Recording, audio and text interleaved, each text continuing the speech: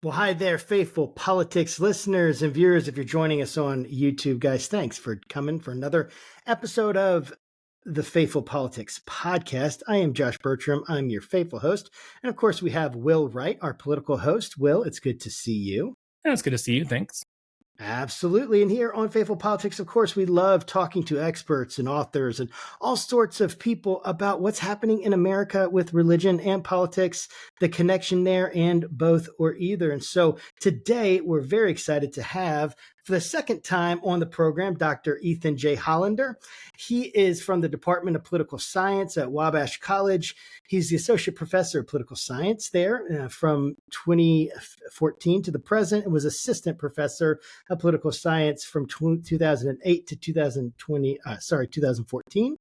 He was elected, and he is a community service member, member of the City Council in Crawfordsville, Indiana, in Ward 2. He has PhD in political science from the University of California, San Diego, a Master of Arts in Political Science from the University of California as well. His research topics and expertise comes in comparative politics, authoritarianism and democratization, ethnic conflict and genocide, political development and international relations, and the Holocaust. And we're here to talk to him about his expertise in authoritarianism, democracy around the world, and paying particular attention to the content of his course on democracy and its alternatives came out in 2024 through the Great Courses, the teaching company. And by the way, we're not sponsored by them, but I love the the teaching company and the Great Courses. And guys, if you're listening and you're executive there, we're looking for sponsors,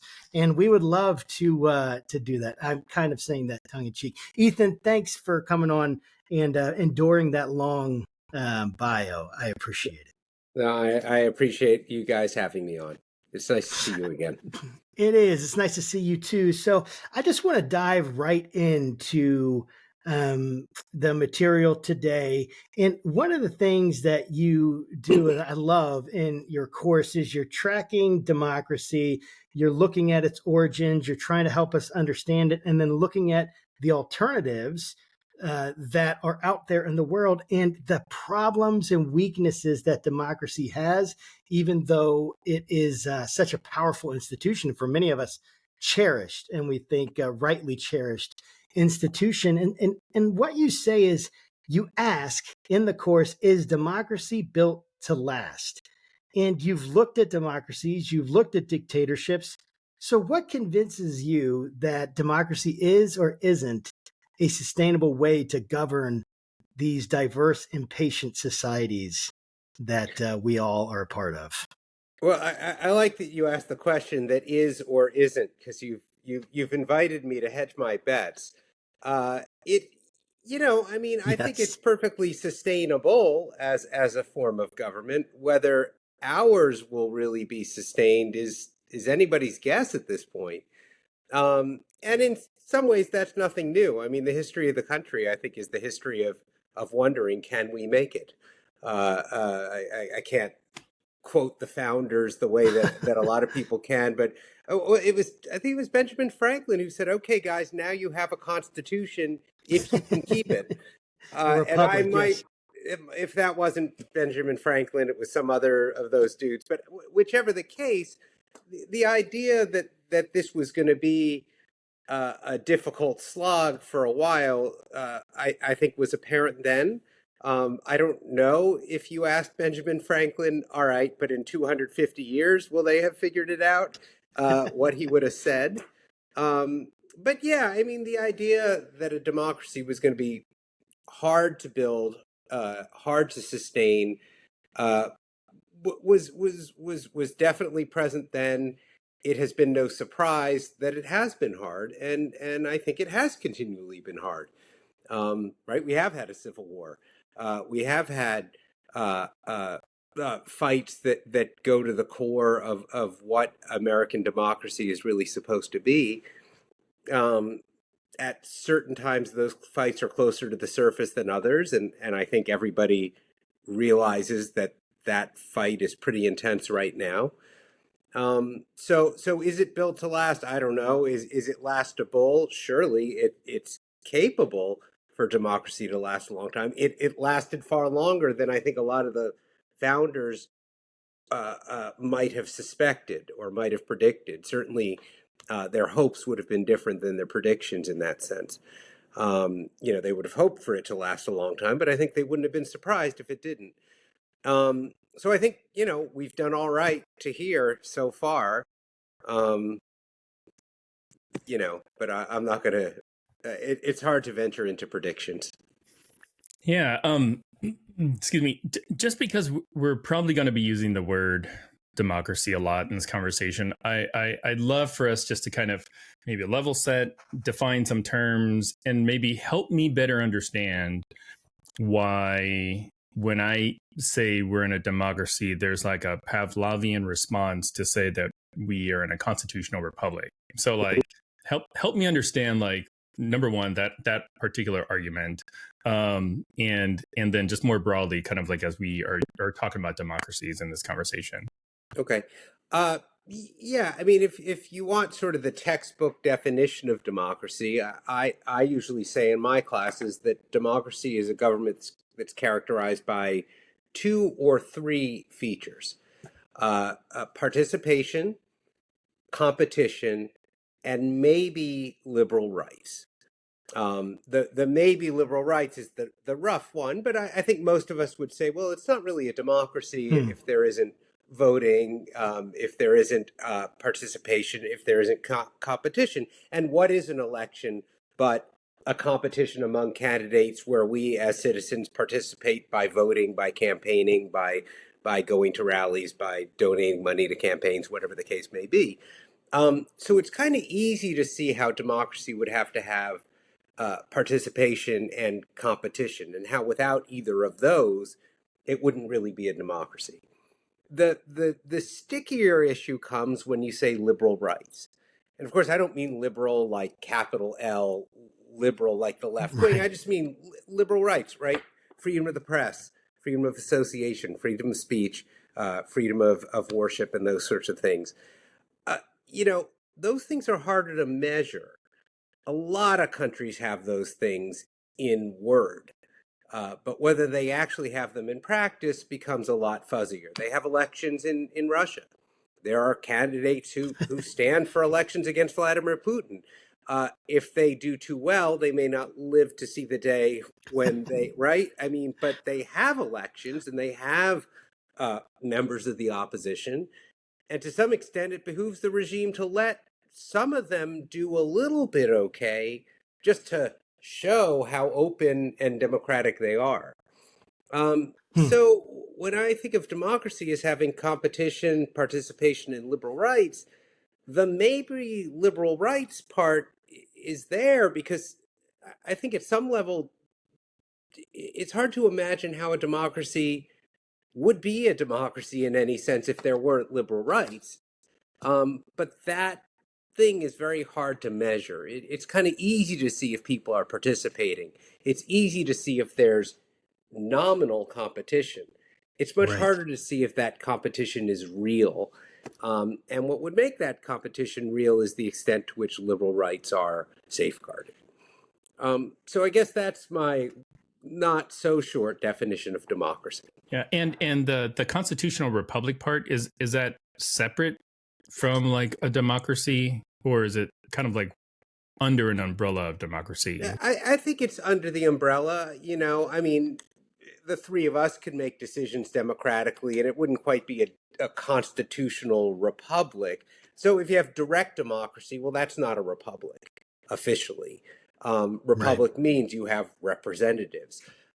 So, if you go back in history, ancient Athens was not a republic, but it was democratic, at least in some sense of the word. It stretches a bit to apply that, to apply our sense of democracy to them. Right. And constitutional, right? The idea that there's some basic set of laws that govern how laws are to be made. So when I think of a constitution, I think of not the everyday rules of how we run our society, but the rules that govern how the rules are made. And when you read the American Constitution, you ask students, they'll go right to the Bill of Rights.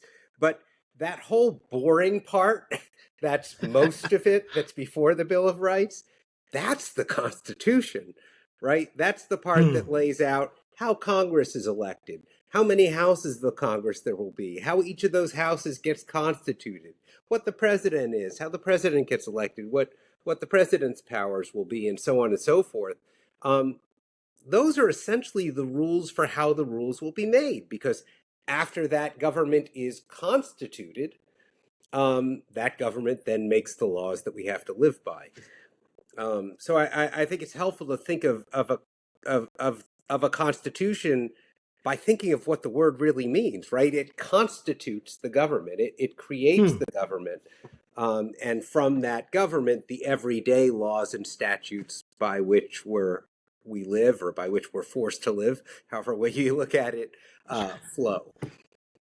Yeah, that makes sense to me. And, as I'm thinking about the kind of government that we have, right? We definitely elect representatives, right? We have this constitution that's supposed to be the thing, the major law, right? The law that judges every other law. Like, for instance, right? The Constitution can't be found unconstitutional. Right. You have to Right, amend it. right. Right. You can't, like, a judge can't say, oh, this amendment is unconstitutional. No, it has to be amended through a very strict process. And we could talk about that at any point if you wanted. But my question with this is, like, one of the points that you make within the course is that every political system trades freedom for order, right? It's this constant back and forth. And I guess my question for us thinking right now, like, how do we know when we traded too much, when we've given too much freedom for order? And I know that you can't give me a specific answer on that, but maybe even help me think through a method of even coming to ask that question, Gosh. starting to consider it as best as you can. These are the deep questions, right? Yeah, how do we know when we've traded too much? What do you think? Oh, that is a great question, and wow, I mean, this has been at some level the fight for the last 250 years, maybe more, right? You could, at least you can imagine a government that maintains order really effectively. But at some point, it can only do so by using non-democratic means. And, so to some extent, we have decided, certainly most Americans, certainly the founders, certainly I think at some level the mainstream of both political parties, that we'll put up with a whole lot of disorder for the sake of freedom. Um, but, how much, that is the open question. And I think right now we're grappling with that, right? We're grappling with at least two very different conceptions about what side of that ledger we're going to come down on. And I guess what worries me is the extent to which we've forgotten that this is actually um, a debate about which both sides are right. Like, order is a good thing. Nobody's going to say it's not. Freedom is a good thing. Nobody's going to say that it's not. And I think actually the way that you frame the question, we would do well as a country if more people framed it that way, as a trade-off. You can't have either one in the extreme, and you wouldn't want either one in the extreme. You want a compromise. And to the extent that that would be highlighted, well, then, we'd have a society where, in fact, we each want what the other person says they want, even when seemingly on the surface it seems to be at odds. If your tolerance of disorder for the sake of freedom is higher than mine, we might do better in a debate if I said, "Oh yeah, but I also want freedom, and I understand that." Did I just get that backwards? I might. If your tolerance of disorder for the sake of freedom is higher than mine, it might be good for me to keep in mind that I also want freedom, and I'm also ready to sacrifice some order for that, and of course for you to do the same. But I think our polity now it certainly seems like the arguments are going past each other instead of realizing that they're about as head on as they can be, because it's literally a trade-off of one for the other. When you think about that trade-off, especially like how other countries, that democratic countries are probably dealing with a lot of the same issues. Like where does the breakdown tend to happen? like the staunchest, like we've got an executive branch. He's got like the DOJ and all his folks that are there. I think naturally for most people, it's like, oh yeah, well, once the DOJ becomes super corrupt, like then that's it. But like if you read any of like Jason Stanley's books, it's like education. Like basically once education's gone, like Right. that's it. Fascism is here, So I'm curious on your thoughts about, where this balance exists and where it tends to either be the weakest, or if just from history, like where have been the weakest points. I think historically the hope has been that the legislature will check the executive branch's power. Certainly in our country, that's how it was talked about most explicitly. But where we are now is I think it's safe to say, and relatively nonpartisan, that the legislature has decided not to check the president's power, for good or for ill. Yes. But maybe they're not checking his power because they like what the president is doing. But whatever the case, the legislature today is not an effective check on the president's power. So in a way, well, okay, that check and balance is gone, or at least it's not effective right now. It's not doing much to be a check. The legislature isn't doing enough, or very much, to check the president's power. So then you got to fall to the courts and say, well, maybe the court will be that final check on executive authority. And that's anybody's guess. But I've been watching a lot the actions of the Supreme Court, to see, well, what it will do precisely with these questions of alleged executive overreach. Yes. The way the president has sort of held the Justice Department closer to his chest than a lot of previous presidents, tried to take more control over it.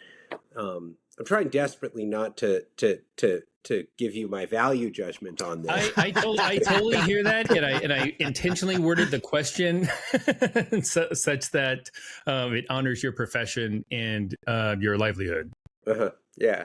I mean, I don't mind being a little political here and there when you can't avoid it, But I do try to tell my students and get through to them that, and I tell them almost every lecture. I certainly tell them in every class, that this is a political science class. It's not politics. Right. It's about how the system works. And whether you like that it's working this way or dislike that it's working this way, that's for you to decide. I'm interested in it, and we can talk about it, but that's really an outside of class discussion. In class, my credibility is kind of dependent on the idea that I'm teaching about how the system works, Yes. and at least being clear when I'm saying how I hope it works and how I feel about it working that way. Yeah, that I really appreciate that, and it gets to this question in my mind that is just kind of like, I'm just going to ask it simply. I know it's a complicated question, the answer, like they all are, but why do people choose autocracy? Like, why do people actually, like in your study, what you've looked at, even I'm thinking about the lecture, The Dictator's Playbook, right? Many dictators don't seize power. That's kind of your point. Like they're voted in. Like ordinary citizens in functioning democracies, they want something less free but more decisive. Is that it? Is it like why do people in your experience and in your expertise, why do they choose autocracy? Or do they? Is it just too late, like a frog boiling in a pot kind of thing?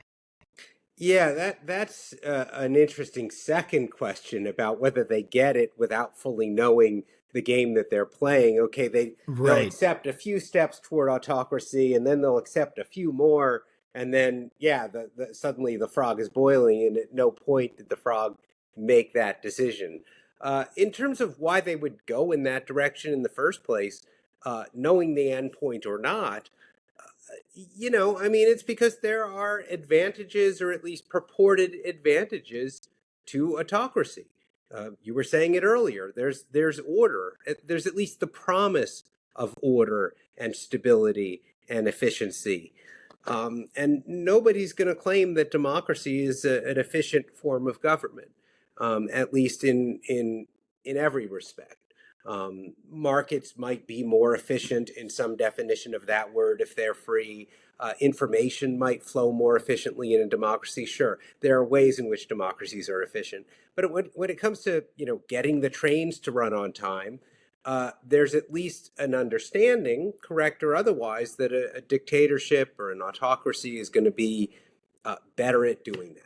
It's going to be able to do that more effectively, more efficiently. Dictatorships don't have to worry about pesky things like elections and allowing for freedom of speech, or thin-skinned leaders who get their feathers ruffled by something the newspaper says about them. Dictatorships don't have to worry about that. And so there's at least a common understanding, again, true or otherwise, that a dictatorship is going to be more efficient, better at providing order, that sort of thing. And I think that goes a long way in explaining why people would vote for it, or at least not oppose it. Or at least, like you say, take those incremental decisions like the frog in the pot, that, okay, it's a little warmer now, but it's okay. And it's a little warmer now, but I'll justify it here, or I'll explain it away this way. I'm done with my question, but I can add an anecdote. I'm done with my answer, but I can add an anecdote if you want. Please do. I just think about the scene in Monty Python's The Life of Brian, where the rebels all gather together to decry their oppression at the hands of the Roman Empire. And, the leader of the rebels says, the Romans have bled us dry, and they've oppressed us, and they've oppressed our ancestors. And what have the Romans ever done for us? And, some guy in the audience says, well, they built the aqueduct. And then the other guy says, oh, yeah, and the roads and public health and education. And they start listing all the things that the autocratic Roman Empire really, really had done for them, including providing order. And then one of the rebels looks at the other guy and says, yeah, let's face it, they're the only one who could in a place like this. So it's, I show that clip to my students every semester. That's amazing. And never apologize for having to insert a Monty Python reference. Right, okay. Got it. Okay, I'll keep that in mind. Search for the Holy Grail. I mean, when Prince Charles was crowned king, the holy hand grenade that he had was, oh man, I love those memes. But right. You've done some work and you've done some research on like one party rule systems, dominant leaders, and like how they become entrenched in powers. And I'm curious to get your thoughts on something that we're seeing here in America. We're seeing multiple states, gerrymandering for reasons of, I don't know, staying in power, I guess. We're also seeing, and you alluded to it, a much more tighter control over the DOJ. You see this reshaping of courts, and that's a bit of a bipartisan problem. But then you also see like this administration trying to hold on to information or repressing it. I'm not even quite sure what when they fired the Bureau of Labor Statistics person. Like how does what is happening here in America compared to, any of the other sort of studies and other places around the world that you've looked at might have had a one-party rule? It looks eerily familiar, and that's why No, it say it ain't so. scares the heck out of me. I mean, I'm not optimistic. I wish I could be. I don't, but it just looks eerily familiar, right? Maybe you think about the democracies that have had what they call democratic backsliding. Um, just in recent memory, Turkey was a pretty stable democracy 20 years ago, or is it 30 now? I don't remember. But like, when I was learning about it in college, it was sort of the model democracy of the Muslim world. Uh, and it was a NATO member and an ally. It is still these things. It was a candidate for the European Union. Um, and we watched that backslide. And of course, each side can blame the other. That's a he said, they said kind of argument, or, well, they started it. Um, I mean, but, you know, gosh, when I look at America, I guess the thing that worries me is it seems to be happening so fast. Um, that might not be true. That might be a bias on my part because I live in the United States, so I watch our news every day. I was not following Turkish developments on a day-to-day basis. Um, but yeah, it's worrying to me how the realistic checks on executive authority um, seem to be rolling over and not presenting themselves as even a potential check on the president's authority. So, Yeah. what is that process? Like, it's eerily similar. What are the similarities? Or maybe you could speak about it in broad terms or in conceptual terms. But what kind of things should someone be looking for that's trying to answer the question, is my democracy backsliding? So you see control of the courts or threats against the courts. You see weaponization of the bureaucracy. So, the bureaucracy is supposed to be an apolitical kind of thing that grants you a driver's license if you're of the right age and your eyesight is good enough, or whatever the rules are, right? But we're seeing even the bureaucracy become politicized. The Justice Department is supposed to prosecute crimes, not crimes committed, not alleged crimes, pulled out of nowhere on your political enemies, and then ignore the crimes that at least some people seem very obvious and very real when they're committed by your allies. I see things like the weaponization of bureaucratic institutions. Even just the unchecked control over bureaucratic institutions, over departments of the government and that sort of thing. The machinations of the court system, gerrymandering. You see these things all the time, right? I don't quote me on this. I know I'm being recorded, but I think Erdogan in Turkey, uh, you know, the courts were not allowing him to use certain emergency powers that he deemed necessary, so he started trying to fire justices or pack the courts or whatever the case was. Gerrymandering is such a great way to go about it in the dictator's playbook because it's a great way to legitimately win elections, at least as far as the math is concerned, once you've, drawn the districts in such a way that you can't lose, as the math is concerned. So I don't know. That was a convoluted answer, but did I get to it? I see the machinations with the independence of the courts, the machinations with the independence of the executive bureaucracy.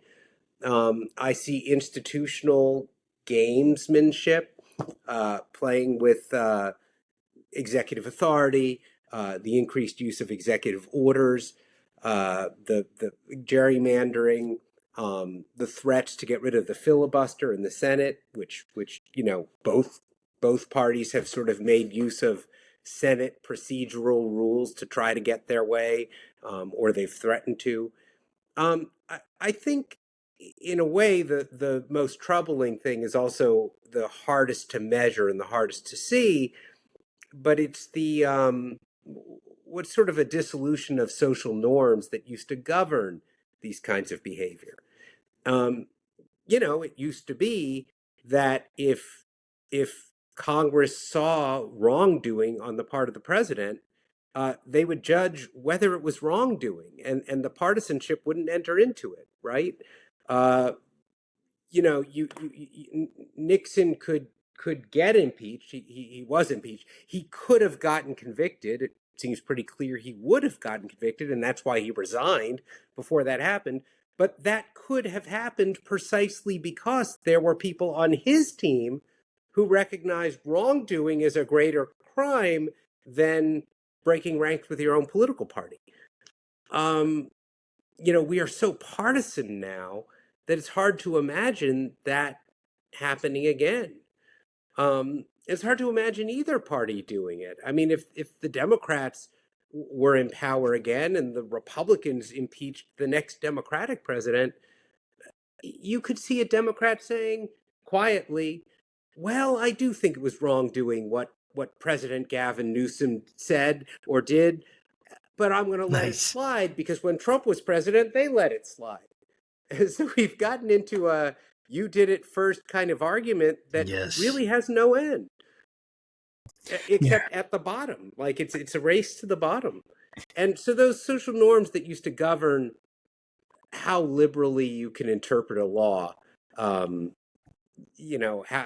what kind of emergency constituted an emergency that the president could declare emergency powers for? What kind of wrongdoing could declare whether Letitia James, maybe had something incorrect on a mortgage application and now she's being investigated by the Justice Department? I don't know. Back in the day when we had, CDs, I used to burn CDs all the time. I'll admit, Sony Music could come after me and I'd be guilty as sin, right? But I don't think I'm going to go to jail for that. But if I became the enemy of the right person in politics, they'd dig that or something else up and I could be in trouble. I mean, and technically you just admitted to a crime, right? Yeah, I did. Yeah. I probably shouldn't do that if my lawyer was here. Maybe we'll edit that portion out and then hold it for ransom. Like, okay. Oh, got it. He burned a with all your millions, right? You just threatened a crime too, so we're even. Oh, shoot. Well, I am curious though, just about this backsliding and kind of the erosion of norms that you talked about.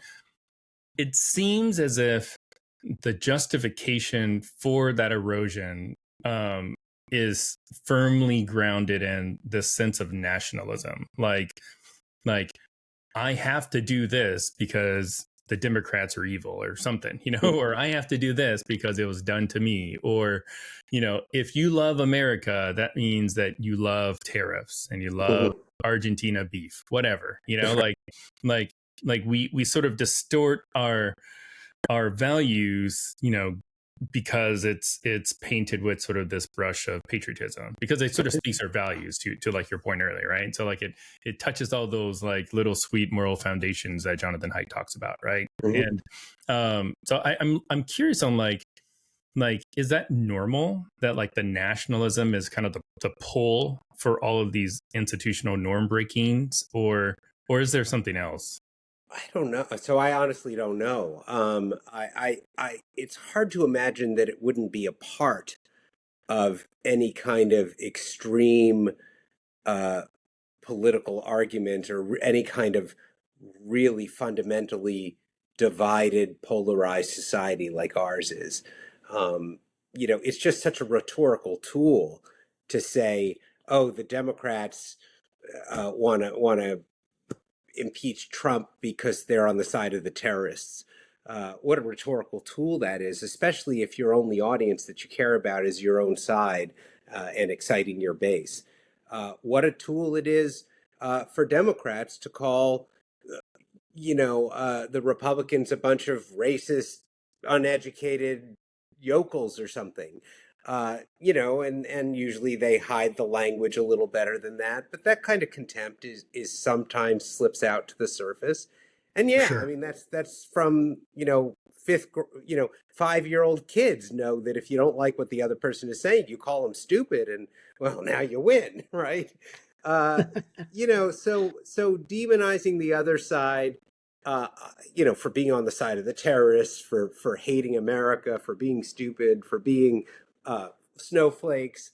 Um, it's a rhetorical tool, and I think that gets back to that idea that we're not really engaging in a realistic discussion in our politics anymore, and the erosion of the norms part of that is to a greater and greater extent we're admitting that. To a greater and greater extent, I think people are saying, well, I'm going to do this because they did it first. Yes. You're seeing that a lot with sort of Gavin Newsom's gerrymandering project now, right?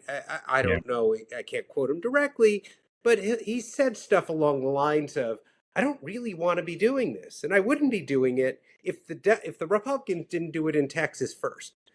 Right. And so he's even saying, oh, well, yeah, norms out the window. I'm gerrymandering in a way that's unhealthy for democracy because at least it's going to help my side. Wow. And it goes both ways. I mean, if anybody's the master of saying out loud what used to go unspoken, it's Donald Trump. Yes. That's part of Trump's authenticity that Yes. so many people on his side like so much. So I'll throw a little shade on Gavin Newsom, but you can certainly throw it at the president too. Absolutely. And so I want to dig into something that is like part of this, and it's connected to what you just said in the sense that like I'm thinking about Doge, right? I'm thinking about at the beginning of this year and how many people were getting so upset, right, about Elon Musk, which makes sense. And he comes in there and he's recommending all these cuts. And then, but even this plan within Project 2025, looking at the actual document, and the idea of we're going to go in and how much he followed that to a T. I'm not even claiming because I haven't mapped it out, although I do think that there's certainly influence there, meaning that what is Office of Management and Budget is one of the writers of Project 2025, correct? Or something like that. Anyway, so it would surprise me if it weren't the case. Right. It definitely is, I think. So what Russell Vought is his name, by the way. So I think what I'm getting at is like there's this, and when I talk to a lot of people, there's this demonization of the bureaucracy, deep state they'll call it. I've heard that a ton of times. I've heard people tell me don't vote for this person because they're deep state. They're they've been in the agency, they've been in the FBI, they've been in this whatever it is, some kind of government agency, and essentially they've been therefore corrupted by it. And one of the things that you say is that we curse bureaucracy, or I'm paraphrasing, the bureaucracy that we curse is keeping democracy from collapsing. This bureaucracy. So why is it that this predictability and procedure of bureaucracy is so demonized and becomes such a target? Like, is this? I would just love to hear your thoughts on that. What is going on that this crucial democratic institution, i.e., the bureaucracy, is under such attack? Why does that happen? Do you think? I think because it serves the political purposes of the people in charge of that democracy to demonize it, to discredit it, to cause an exodus of the sort of nonpartisan bureaucrat, and replace those people with more compliant, obedient, loyal subjects, right? So whoever it was for the person from the government account, was it the government accounting office or the Office of Management Budget. Office of Management and Budget, right? So you release like accurate figures about the economy, but they're not the news the president wants to hear. So you fire that person.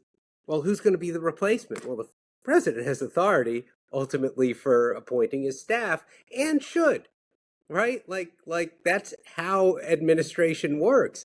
But when the social norm that used to stand against a chief executive appointing people solely because they're cronies or solely because they're going to be Right. yes men or yes women or whatever the case is, with those social norms not there, and again, not just flouted, but so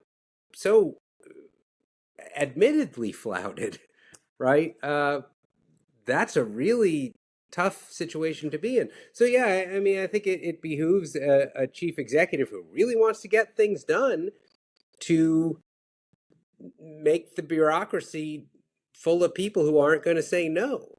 Now that's inefficient in the long run. The principles of competition are that if you have real competition, if you appoint for the job the most competent person, that's in the end going to make things move the best Right. and the most and the fairest way. But there seems to be a short-term interest to appoint a bureaucracy that's compliant. And if that means it's not exactly the most qualified person, that seems to be satisfactory for the people in charge right now. I want to switch. Sorry. You don't need to be sorry about anything. Trust me, you're like super mild compared to certain people we've had on both sides of this. So don't worry about it. Yeah. Right. So I want to talk about voting and just to think a little bit about the voting systems in our country. And, so next year is going to be a pretty big midterm. I'd venture to guess. I mean, we already kind of talked a little bit about gerrymandering. People are going to be going to new places to find their vote. They're like polling places, and there may even be some people that can't like mail-in vote. The president's been very adamant about he doesn't like mail-in voting. Mm-hmm. So I'd love to just kind of get your sort of like your thermostat reading of sort of our voting. Not necessarily system. I know you're not necessarily a voting expert, but just kind of give your commentary about that. And then also talk about ranked choice voting and why, how come the US, broadly speaking, seems unwilling to kind of move that direction. We've spoken to a number of experts on ranked choice voting, from Fair Vote to other organizations. And I mean, everything I've studied and read about it, it seems like a pretty darn good thing. So yeah, talk to us about voting. Yeah. So remind me of the first part of your question. Yeah, I the can't wait to get to ranked choice voting. What was the first part? the first part, just sort of give us a temperature check on what you think about our voting systems. I believe you once said that the vote counter decides everything. Mm-hmm. So Stalin said that, but I have quoted Stalin.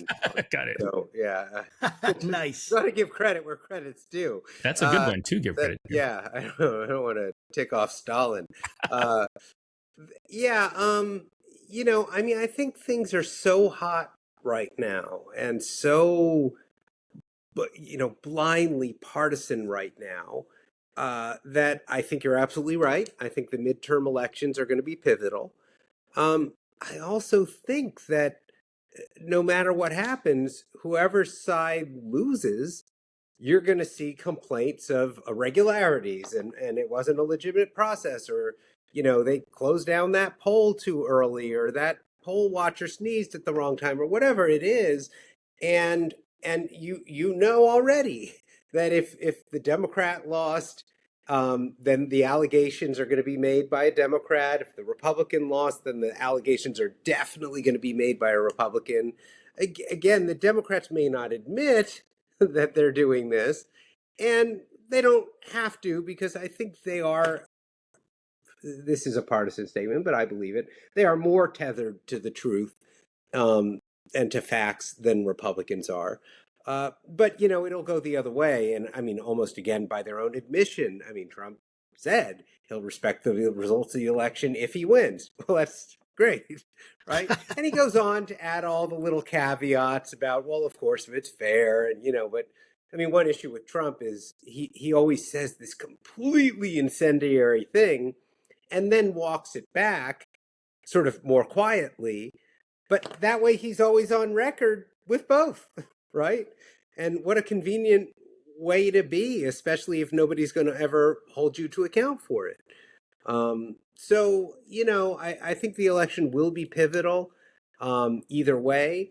I think what remains to be seen is, unless the results are just so decisive that you can't pretend that it went otherwise, there's going to be disputes about the legitimacy of all this. They'll find one dead person who voted, and somebody's going to call the whole election into question. I'm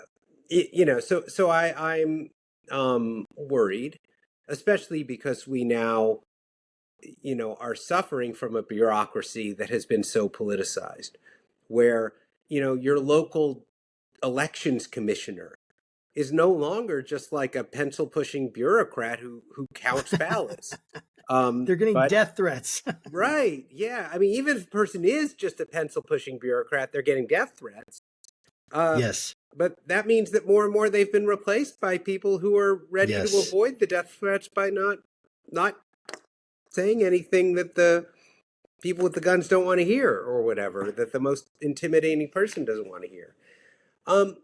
Ranked choice voting is beautiful, right? It's wonderful. The problem is that it's very hard to explain to people what it is. And especially in our political environment now, ranked choice voting entails a bunch of people sitting in a dark room counting up ballots in some weird, arcane way that a lot of people just don't understand. The Wabash College faculty do not understand it. And that is a group of really intelligent, really open-minded people.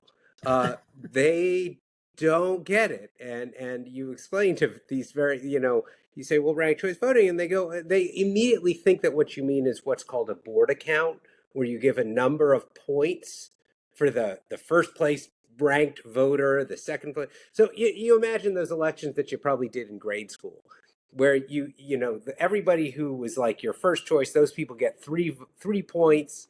And then if I vote for that person in second place, they get 2 points. If I vote for that person in third place, they get 1 point. So that's a ranked voting system of sorts. But that's not ranked choice voting. And that system is very bad for a lot of reasons, especially on like a national level. But I guess all that to defend my colleagues. If you say something about ranked choice voting, their mind immediately goes to that. And I don't think they're alone in that. Can you quickly give us like the actual definition, and we can turn this into a reel and then be playing on repeat on TikTok. So what is ranked choice voting? So in ranked choice voting, every voter gets to rank all the candidates who are running for a given office in order. So it's John, Paul, George, and Ringo, and I put John first and Paul second and Ringo third and George fourth, or whatever it is.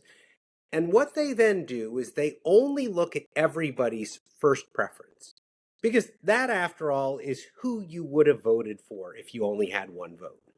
And I like to think of it as they put everybody's ballots in piles for each of the candidates based only on those first preference votes. So everybody who had John as a first preference, their ballot goes into the John pile. Everybody who had Paul as a first ranked vote, right, that ballot goes into Paul's pile, and so on and so forth. And then they look at all the piles and they take the smallest one. That's the loser. Okay, clear enough, nothing counterintuitive there, right? But instead of throwing those votes away, and surely instead of just saying, well, the guy with the most votes wins, they redistribute the votes that had gone for the loser. That's why sometimes ranked choice voting is called a transferable vote of sorts. So let's say Ringo was the clear loser. His pile has the fewest ballots sitting in it. Instead of throwing those ballots away, because all those people voted for the guy who lost, they look at those people's second preference votes. Makes sense, because if you ranked, I guess I put George in last place. If you rank George first and John second, well, that means that if George hadn't been in the race, you would have voted for John. That's why you put him in second place. And so they'll look at all the ballots in the George pile, if that was the smallest pile, and they'll, instead of throwing those away, they'll look at those people's second rank preferences and redistribute the votes accordingly. So if you had voted for George, but John was your second preference, that goes in now in the John pile. If you had voted for George as your first preference, but Ringo was your second preference, that now goes in the Ringo pile. And they do it again, right? They now look at those remaining 3 piles and find the smallest one. And again, instead of just throwing away the votes that went for the loser, they go down to those people's next ranked preference. Might be their second preference, might even be their third preference if they had been transferred from George to Ringo in the first place. And they redistribute until there's one person standing. And the nice thing about that, there's a number of nice things about that. One nice thing is no votes are thrown away, right? Your ballot always ended up mattering in the final one-on-one head-to-head contest between the top two, because you either in the end are your preference in the end to the one of your preference ranking. They either got to your whatever number that was, and your ballot ended up in either the pile of the winner or the pile of the loser, but that was a one-on-one contest. And so no votes were ultimately thrown away. And that makes people feel invested. It also liberates people, not in any official sense, you're free to do it, but it makes them feel liberated to vote for minor party candidates. Because again, why wouldn't you vote for a minor party candidate in our current system? If you really liked that person, you still might not vote for them because you're throwing away your vote. I throw my vote for the Green Party if that was something I wanted to do. I might as well just not vote. Because if the Green Party candidate doesn't win, which that person is unlikely to win, my vote just gets thrown away. And so I'd rather at least weigh in on the main contest between the Democrat and the Republican, voting for the person that I dislike less. That's a feature of our current political, our current voting system. Ranked choice voting does away with that. You can vote sincerely. Because if your first place vote is for a minor party, your ballot doesn't get thrown away. It'll get transferred into one of the main parties in the first place, and that in turn makes the minor parties more realistic choices for people because you're not afraid to vote for them in the first place. I really like that.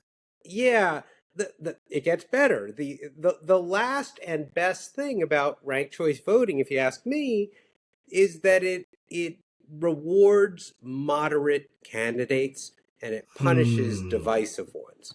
Because, if I know that I'm never going to be, Josh, your first place preference, I still want you to maybe put me second place or third place. I don't want you to rank me last. And so, in ranked choice voting systems, the politicians are often like fighting to be the more conciliatory candidate, to be the least negative candidate, to be the most wanting to reach across the aisle. Because Josh, I'll never be your first choice, but if I can at least be your second or third, and your first choice then doesn't win, then your ballot might end up in my pile anyway. And that's only going to happen if I reach out to your side of the aisle. It's not even your side of the aisle, right? But your section of the assembly, because it's no longer this single cleavage two-party system once you use ranked choice voting, or at least it might not be. So, ranked choice voting has a lot of real advantages to it. Political scientists love it. That's a little bit of a generalization, but not much of one. But it is it's hard to explain to people how it works. And it's hard in this day and age. I'll admit this as a fan of ranked choice voting. It's hard in this day and age to say, yeah, we're going to change to a voting system where a bunch of people are going to sit in a room somewhere and keep rearranging the ballots. And if the Trust ballots are in this guy's pile, well, for some reason they're going to take those ballots out of that guy's pile and put them in some other pile. Like, but it's all okay. Trust us. That's not, Oh you man, know, it's a so bureaucrat nice saying trust though. us in today's world is not going to get very far. So we're the Sorry. problem. Right. We've Yeah. always been the problem. it's me. I'm the problem. It's me. Yeah. Yes. Yeah. This is Churchill. I hate saying this. I don't even fully believe this, but I Yeah, think it say was, it anyway. the greatest argument against democracy is a conversation with the average voter, right? Or something like that. If it wasn't Churchill, it was Disraeli, or it was one of these, um, I think it was British, but it, I don't like that. I think voters end up maybe being more informed than we give them credit for, but that's a hard argument to make these days. Yeah. I'm skeptical of that myself. But I hope that, I mean, what we're trying to do here is increase, right, an average layperson's understanding Mhm. of what's going on, and I bet you most people don't even know ranked choice voting is an option, or that it could even be something that they could do, right? And it's like it's so disheartening because it feels like the solutions are there, but Mhm. what is it? What's keeping us from doing it? Well, distrust Mhm. and demagoguery. And I don't mean just one person. I'm talking about this authoritarian spirit that seems to be infecting our society right now. I don't like it, and it leads me into my last question for you is after years of studying failed states, dictatorship, polarized democracies, what still gives you hope, if you have any? Can you conjure up some hope for us Um, on that it's yeah, going to I renew can. itself? I can. I locked on to something you said a second ago, which is like right now the system is kind of plagued by distrust and by demagoguery. I think you're absolutely right. I would add to that list partisanship. Yes. If Yes. people, and that's sort of related to this idea of putting your interests above all else, even above principle. Yes. I happen to think, and I don't even know if I should say this, but I think the Electoral College has some real advantages to it. It's not going my way Hmm. these days. I think it has some real advantages to it. Um, but right now we're in a world where very few people seem to say that kind of thing.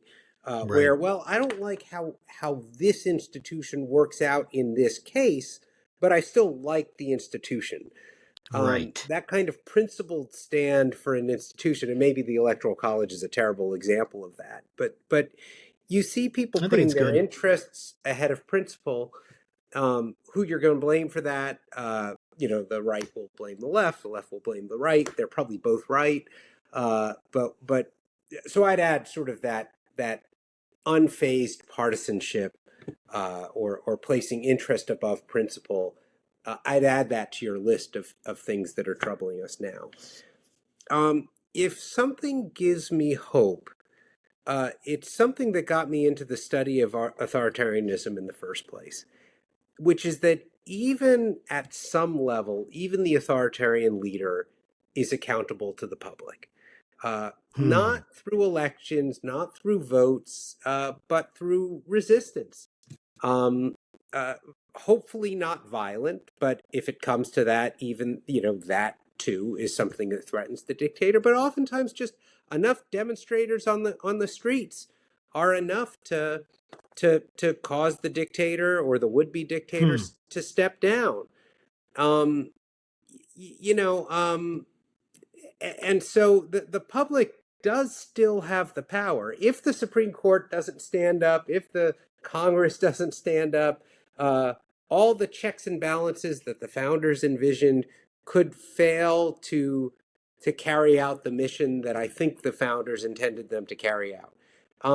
The public still has its ability to resist, and that's the final check. That's the final balance, and whether the public will stand up or whether they'll be swayed by the arguments for authoritarianism, it's more efficient, the trains will run on time, whether they'll be, not even notice it because they're frogs in the boiling water thing, that's anybody's guess. But there is still an ultimate check on the government's authority. If all the branches within the government fail to provide that check, the people do have a check. Whether they'll use it and what they'll use it for, I don't know. I think of a quote, probably apocryphal. It was probably never said. I just wish it had been said. But I used to be a tour guide in Berlin. I lived in Germany for 2 years, and I was a tour guide, and I'd give, guided walking tours around the city, and we'd get to the Berlin Wall and tell the story of how it is that the Berlin Wall fell. And ultimately, it kind of comes down, there were a bunch of things, like the East German government made a few announcements that weren't carefully catered enough, that sort of led people to all, East Germans, to all flood to the crossing points, ready to cross, and demanding the right to cross into West Berlin. And allegedly, one border guard says to the other, well, I'm counting the number of people out there, and I'm counting the number of bullets that I have, and I guess we got to let them through. And so there is this kind of power that people in large numbers have if they choose to exercise it. We are the final Berlin check. Wall down, right? So it works, but it's hard to mobilize that. Man.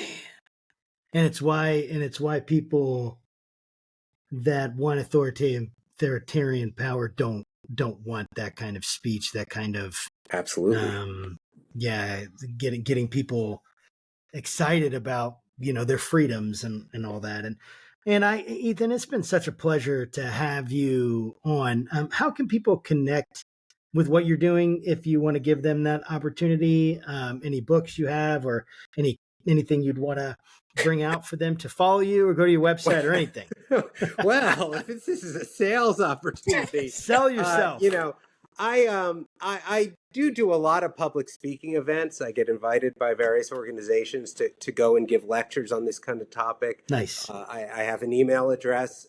Go to the Wabash College website. You'll find me. It's Holland. My last name is Hollander. So it's Hollander, but without the R. So it's HOLLANDE @wabash.edu. So you people can reach out to me. I'm not that busy that I can't respond, but I am busy. I do have a few books out. I have a book on the Holocaust, Hegemony in the Holocaust. Nice. 2017, so it's a little older now. I think you could still buy it in hard copy. You could certainly buy it electronically. It is overpriced, if you ask me. It's sort of an academic press. They sell to libraries and things like that, and your average Joe often finds it hard to afford. The more affordable option is, I really just happen to have these there, but my great course. Right, Yes. I am, you guys put in a little plug for the great courses before. I feel like I could put in a plug for them. I've worked for them, but I don't really work for them, right? I've just done a lecture for them. Yes. And I loved every minute of it. I was a fan of the great courses before I was a teacher for them. So, Democracy and Its Alternatives is no longer available in DVD. They don't do that anymore. It's only available online as a streaming service or as a subscription service to the great courses. But I think you'll find, you get tired of me, there's plenty of other political content. And then when you get tired of the political content, there's a lot of stuff to occupy your mind, learning how to sing or Yes.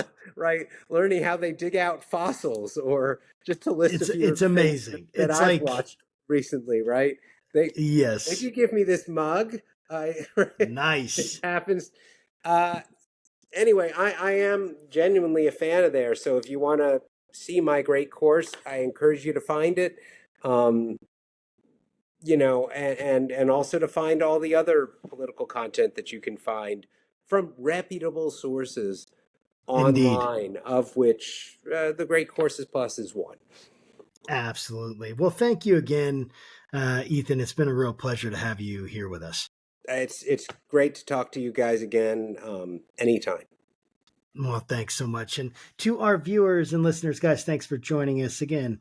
Like, subscribe, smash the subscribe button, all that stuff, share, do that stuff that gets this out there, because this is great content and we want you to be informed, and we want to bring sanity back to a pretty crazy world, it seems like right now.